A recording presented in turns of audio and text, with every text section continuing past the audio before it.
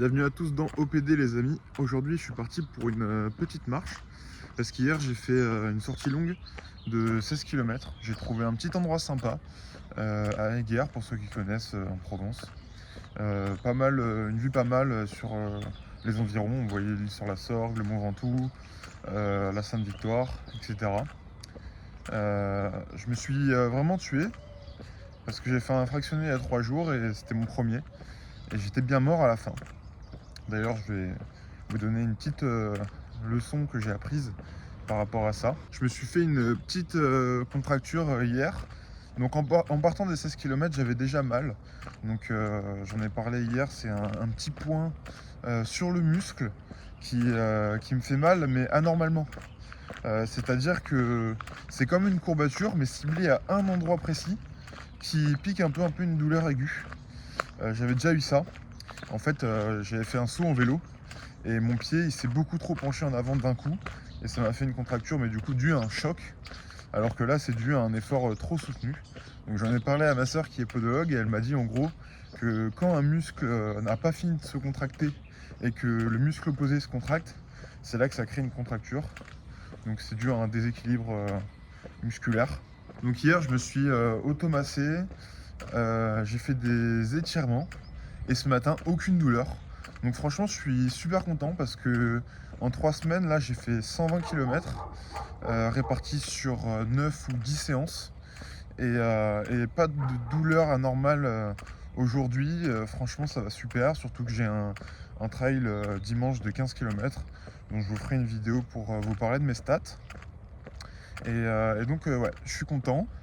Là je marche un peu dans les champs tranquille, j'aime bien marcher ici sur une petite route qui n'est pas trop utilisée. Et je voulais vous parler de quelque chose. En fait, vous savez que quand on est dans un effort trop soutenu, on a envie de craquer. Et pendant une course, j'ai eu ce truc-là de bon, mon chrono il est mort parce que j'étais parti trop vite et que j'étais épuisé. Et ça sert à rien que je continue, j'abandonne. Sauf que je voyais même pas le chrono. Et en fait, je me suis rappelé d'un truc. C'est que quand je faisais mes routines tous les matins pour aller au café, etc., j'ai voulu arrêter et je me suis dit non, non, je sais pourquoi je fais ça. Là, je l'ai oublié, je suis une petite crise existentielle. Là, je l'ai oublié et je suis reparti de plus belle. Bon, il s'avère qu'après, j'ai changé cette routine par le sport et par les vidéos, donc ça a changé. Mais j'ai eu ce truc-là de non, j'abandonne pas. Si j'ai commencé, c'est pour une raison. Et le jour où j'abandonne, c'est pas parce que je faiblis mentalement, c'est parce que je me rends compte qu'il y a mieux à faire. Et donc j'ai ce truc-là en tête. Et là, pendant la course, je me dis ça. Je me dis, mais attends, pourquoi je suis venu ici? Pour faire de mon mieux. Et pour que je fasse de mon mieux, il faut que je continue. Et au final, mon objectif c'était 1 heure. Beaucoup trop ambitieux pour du 14 km, 400 mètres de dénivelé. Beaucoup trop ambitieux. Et au final, j'ai fait 1h05. Bon, j'ai fait 80e sur 500. Parce qu'on était au moins, ouais, on était 500 plus, on était au moins 1000 sur l'événement entre les gens de l'association, les gens qui nous regardent, etc. Donc je suis assez content. Et j'avais fait au début de l'année, du coup, au trail que je vais faire dimanche. Donc au début de l'année c'était 7,5 km. J'ai fait premier de ma catégorie et 25e genre sur 130. Donc là je vais essayer de réitérer et de refaire premier de ma catégorie.